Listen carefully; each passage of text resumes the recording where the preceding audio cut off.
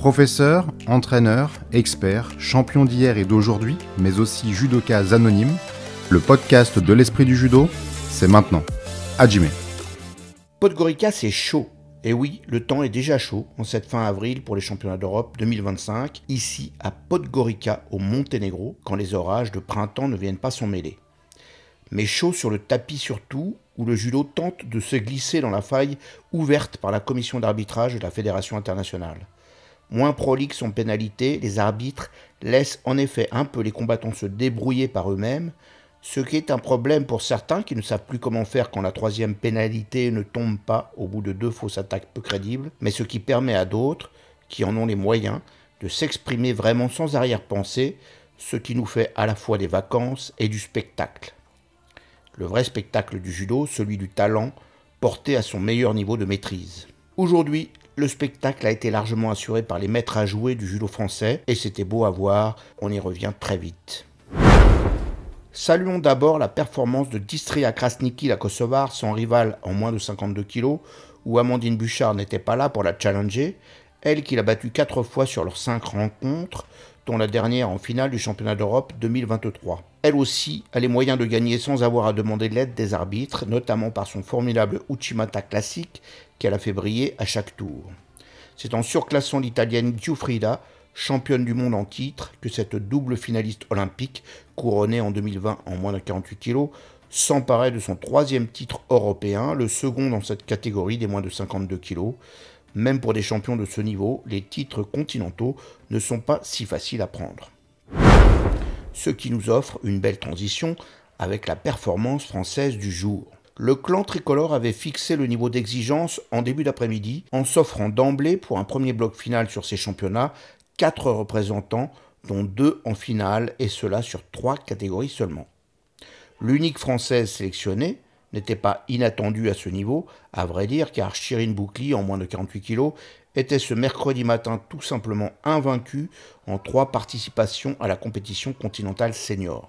Elle l'était encore ce mercredi soir, après la domination sans trop d'inquiétude d'une ancienne championne du monde cadette, la russe Vorobeva, puis aux pénalités de l'espagnole Martinez Abelanda, ancienne vice-championne du monde junior et 5e des Jeux à Paris, enfin de la dangereuse jeune italienne Scuto, championne du monde junior 2021 et médaillée mondiale senior, sur un joli taiotoshi dans le déplacement tout en pertinence tranquille. En finale, elle affrontait sans stress une vieille rivale, la portugaise Costa, 4 fois rencontrée et 4 fois vaincue, dont 3 fois, ce n'est pas banal, en finale d'un championnat d'Europe 2022, 2023, 2025. La malheureuse Costa justifie par son parcours qu'il est effectivement difficile d'aller chercher un titre européen, et c'est aussi ce que doit se dire la mieux classée des européennes au niveau mondial, la jeune suédoise Tara Babulfat, tête de série numéro 1 ici, et battue au premier tour, malgré la présence remarquée de la japonaise Nabekura sur sa chaise. C'est tout l'inverse pour la meilleure superlégère française qui se montre vraiment intraitable à ce niveau et entre avec beaucoup d'efficacité avec ce 4e titre dans la zone où elle voit juste devant elle les 7 combattants et combattantes à avoir obtenu, c'est le chiffre ultime, 5 médailles d'or en 5 participations différentes, dont d'ailleurs 2 de ses camarades de l'équipe actuelle, Clarissa Agbenienou et Audrey Tchemeo. À 26 ans, même si elle n'avait pas cela en tête, elle peut commencer à s'autoriser de rêver à un beau record. À force, on y tient. Enfin, je pense que oui, c'est dans la tête. Même si on se dit, on y va pour gagner, tu te dis quand même, c'est 4, ça pèse lourd. La prochaine fois, ça sera peut-être 5. C'est quand même pas mal, 5. Et donc, tu veux pas freiner le... Ouais, c'est des stats qui te motivent, je pense, et qui te poussent en fait à peut-être donner le meilleur de toi-même, quoi, et aller chercher cette belle médaille. Si on regarde, les finales sont jamais les mêmes, ça tombe sur c'est jamais la même chose qui se produit, et c'est ça qui est beau, c'est le judo, et on trouve des solutions. Il y avait du monde, ah oui, c'est toujours intéressant. C'est quand même un championnat d'Europe, je pense que les Européennes font partie des filles qui sont assez costauds et qu'il faut redouter un petit peu. Donc oui, et voilà, ça fait du bien, on a envie de voir ça, c'est une bonne prépa aussi pour les championnats du monde. Il faut prendre des filles parce que à un moment donné on va se tomber dessus, et il faut voir ce qu'on voit à ce moment-là, c'est le retour des jeux finalement, même si il y a eu Paris et Tbilissi, c'était un peu une recherche, c'était un peu on va se retrouver, on est quoi, qu'est-ce qu'on met en place, il y a des nouvelles choses, et là on peaufine la chose, et petit à petit on va encore peaufiner pour arriver à quelque chose de peut-être plus ou moins parfait, quoi, pour les championnats du monde. Donc là c'est cool, il y a de quoi faire. Luka Mekidze n'avait pas perdu depuis son retour, depuis sa finale des Jeux Olympiques contre l'artiste kazakh Yeldos Betov.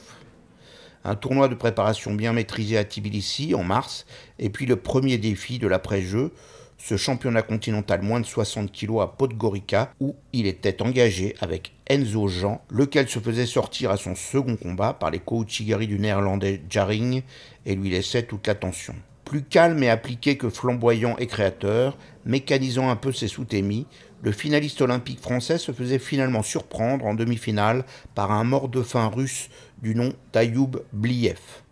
Pris en contre d'un Seoï un peu téléphoné, il devait se découvrir et se faisait traverser par le bon Kouchigari du russe. Débarrassé du numéro 1 mondial, l'homme de l'oblast de Krasnodar se sentait d'aller prendre sa première médaille d'or continentale, lui qui avait perdu une finale en 2023 au championnat d'Europe des moins de 23 ans, mais aussi 2 autres finales en championnat d'Europe junior et en championnat d'Europe cadet. Ce ne sera pas encore pour cette fois. Il se faisait transpercer par un Kouchigari venu de très loin dans un combat âpre face au jeune géorgien Sardalashvili, 21 ans, déjà champion du monde junior et senior, désormais champion d'Europe. L'or, c'est peut-être aussi une question de tempérament. Luka Mekidze a déjà connu l'or européen à Montpellier en 2023 et a du mal à se contenter ce mercredi de cette médaille de bronze. Il sait mieux que les autres ce qui a manqué et les jours qui ont précédé. Mais comme on dit, une fois le fait accompli, c'est peut-être un mal pour un bien à venir. Il y a un peu de frustration bien sûr, j'aurais voulu gagner cette compétition et puis j'aurais voulu affronter Giorgi en finale. C'est un combat qu'on n'a pas encore fait, donc j'ai peut-être au monde, pourquoi pas. Donc il y a un peu de déception, mais après j'ai quand même assuré, il y a quand même la médaille. J'avais pas forcément des très bonnes sensations ce dernier temps, ce que je faisais à l'entraînement. Donc aujourd'hui j'ai quand même réussi à faire tomber, j'ai quand même réussi à mettre un lision de boussole, donc je suis quand même content de ma compétition et le travail continue, c'est que le début des nouvelles Olympiades, donc j'espère qu'il y aura des belles choses à venir. Le plus important, bien évidemment, ce sont les championnats du monde, parce que c'est une médaille et c'est un titre que je n'ai pas encore de mon palmarès. Après, les championnats d'Europe, c'était important pour moi parce que ça reste quand même un championnat. Donc je vais m'appuyer quand même sur cette compète justement et puis pour préparer au mieux les championnats du monde. 2 engagés en moins de 66 kg, un bon choix sur le plan du rendement en médaille, puisque le titulaire habituel de la catégorie, le vaillant Walid Kar, allait chercher sa 3e médaille européenne, la 2e en bronze malheureusement, après celle de Montpellier en 2023, lui qui avait gagné l'or en 2016 à Kazan, il y a de cela 9 ans déjà. On l'a dit, les titres européens ne sont pas faciles à prendre. Mécontent de sa première partie de journée, 2 victoires tout de même, mais la seconde miraculeuse face au russe Tchernik, qui menait contre lui avant de faire sans trop de raison une attaque sans les mains qui le condamnait à la disqualification, et une défaite frustrante contre le solide finlandais Saha. Walid Kar se retrouvait pleinement dans la seconde partie, balayant tel un sirocco les 2 Italiens du jour, emportés par le souffle brûlant de sa frustration convertie en revanche. Une journée difficile malgré la récompense en bronze pour le médaillé mondial 2023, lui qui voit avec des émotions sans doute mélangées l'accomplissement de son camarade Bouba, l'homme du jour, qu'il connaît depuis les minimes. Il pourra en tout cas, une fois les poussières retombées, s'appuyer sur ses 2 derniers combats pour espérer en la suite et travailler. Il pourra aussi savourer, comme il le mérite, un palmarès qui n'est sans aucun doute jamais tout à fait à la hauteur de ce dont on rêve, mais qui s'étoffe tout de même d'année en année. J'étais pas au top de ma forme, je pense que ça s'est vu, mais j'ai fait avec ce que je pouvais donner dans l'instant T. Et voilà, c'est ce que j'ai. Médaille de bronze, c'est ce que j'étais pas venu pour ça, j'étais venu pour mieux. Mais je repars quand même avec la médaille et j'en suis quand même satisfait. Daiki Bouba. Sauf si vous êtes des amateurs particulièrement attentifs, il est tout à fait possible que vous n'ayez pas beaucoup entendu ce nom-là, voire même que vous n'ayez aucune idée de qui il s'agit. Il avait pourtant déjà bénéficié, grâce à ses bons résultats en tournoi, d'une sélection européenne en 2022 et même mondiale en 2024, à chaque fois dans l'ombre du leader Kar et sans marquer les esprits. Cette fois, tout a changé. Daiki Bouba a électrisé cette première journée avec une démonstration de classe mondiale. Après ses 4 premiers combats qu'il amenait en finale, 4 combats parfaits dans lesquels il avait marqué rapidement avec beaucoup d'élégance sur un Sumiyaishi d'école, un Sode Tsurikomi-goshi aérien ou avec son arme maîtresse, un Sasae qu'il fait souvent avec une confusion gauche-droite exemplaire, son bras gauche solidement arrimé sous le biceps adverse pour des décalages millimétrés, l'enthousiaste président Stéphane Nomis apostrophait joyeusement la petite bande de journalistes français présents en leur demandant s'ils avaient déjà vu un combattant français réussir une aussi fracassante démonstration dans un championnat. Sur le moment, on avait envie de dire que oui, avec les souvenirs justement de l'arrivée de Walid Khar en 2016, pour n'en citer qu'un. Mais après la finale, qui montait encore de 3 crans au-dessus la dimension de la performance, on le rejoignait de bon cœur. Marquant rapidement, comme à chaque fois, dès la première prise de garde, sur un haut Chigari frontal, Daiki Bouba se faisait recoller un Yoko partout sur un très joli contre d'un Kosotogari, un soupçon trop désinvolte, face à son plus redoutable adversaire, le Russe Chopanov, 5e mondial malgré un championnat du monde raté et l'absence de son équipe au jeu. La suite était un enchantement pour les connaisseurs.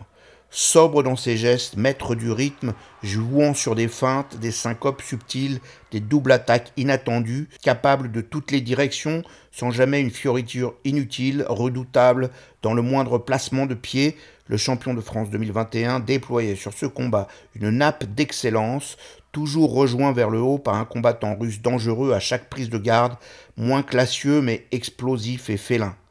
C'était comme dans un rêve de judo. Chaque saisie était faite pour lancer, chaque préparation était belle, une œuvre d'art en mouvement, s'effaçant à chaque séquence. Un temps suspendu, tout le monde fasciné par cette joute d'escrimeur magnifique, dans laquelle, évidemment, aucune pénalité ne venait interférer. Là encore, ceux qui ont les moyens donnent la direction. À presque 1 minute au golden score, c'est logiquement Daiki Bouba qui touchait à la fin de l'envoi, sur un Kouchigari diabolique de petits jeux de jambes et de subtilité dans les tractions sur le haut du corps. En observateur proche de l'événement, car il était sur la chaise, et qui en a pourtant vu d'autres, le coach Franck Chambilly communiait à l'enthousiasme général. Et on savait qu'il avait la capacité à mettre des hippons. Après, de là à le faire sur un championnat d'Europe avec la manière, avec tout ce que ça nécessite, la pression, il est attendu sur un podium. Et là, il va chercher la médaille d'or avec une finale. Franchement, moi j'ai pris du plaisir même sur la chaise. C'était vraiment un sans faute. Pour moi, c'est une journée sans faute. À part le petit coachy où il prend, où il laisse revenir. Mais bon, Daiki il a besoin d'être rassuré. C'est quelqu'un qui est très détendu, mais en même temps, on n'est pas dans sa tête. Il est inquiet. Et le fait de l'avoir rassuré sur ce qu'il a eu fait, sur l'efficacité qu'il a prouvé dans la préparation, ça lui a rendu service. Et puis il a perdu des finales aussi. Il a perdu 2 finales à Paris, à Abu Dhabi, notamment sur Chopanov. Donc il s'est servi aussi de ça. On était le titi un petit peu avec la vidéo, les trucs. On voit vraiment une stratégie. Mais c'est surtout le fait qu'il soit en état de confiance qui l'amène à produire le judo qu'il a fait aujourd'hui.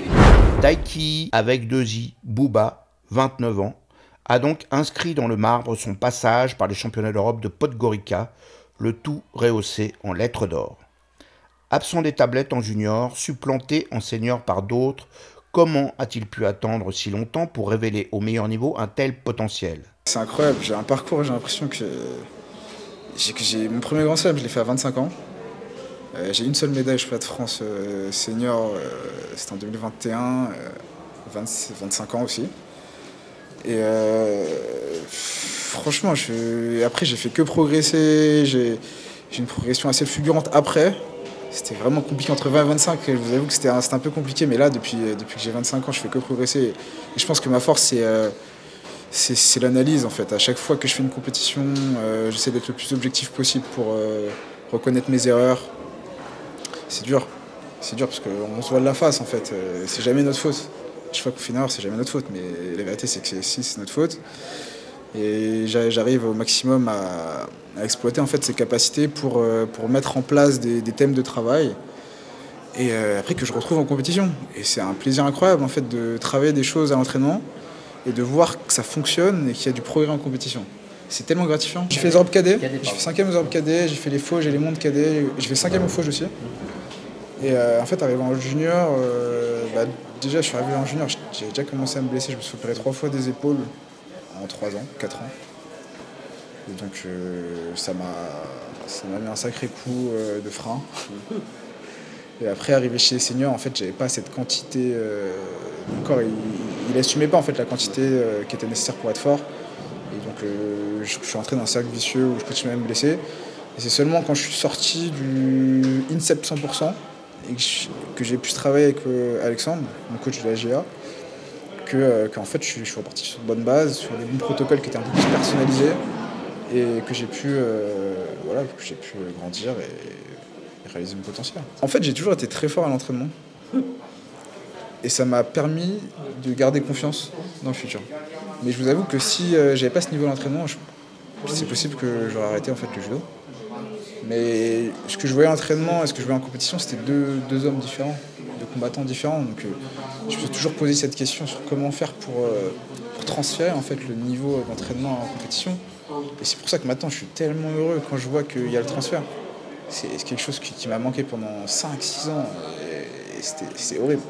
3 médailles masculines françaises, dont un titre après 2 catégories jouées. La France n'a jamais réussi un tel démarrage à l'étranger sur un championnat d'Europe et cela donne le ton pour les journées à venir. Avec le titre féminin à ajouter à ce résultat et malgré l'absence de sélectionnés en moins de 52 kg, elle est en avance sur de potentiels records au classement des nations. Objectif à viser, un 2e titre masculin et quelques médailles en plus, dépasser les 5 titres sur l'ensemble. C'est jouable, il va falloir enchaîner et se méfier des Russes qui nous avaient privé l'année dernière d'un classement de Première Nation et qui sont à l'affût avec 2 finales perdues sur les 2 premières catégories masculines et des Géorgiens qui empochent déjà un 1er titre. Taiki Bouba est devenu ce mercredi 23 avril le 99e combattant français à emporter un titre continental. Demain, Martha Fawaz et Manon Deketer en moins de 57 kg et en moins de 63 kg, Johan Benjamin Gaba et Maxime Gobert en moins de 73 kg peuvent être ce 100e champion d'Europe du judo français. Un beau chiffre pour une entrée dans une belle liste. Quant à Clarisse Agbenienou, en moins de 63 kg, déjà 5 fois titrée, elle peut devenir la première à emporter pour le judo français un 6e titre continental, hommes et femmes confondus. Une belle motivation pour la meilleure française de l'histoire. Suivez-nous en direct sur le site de l'Esprit du Judo. Podgorica, c'est chaud.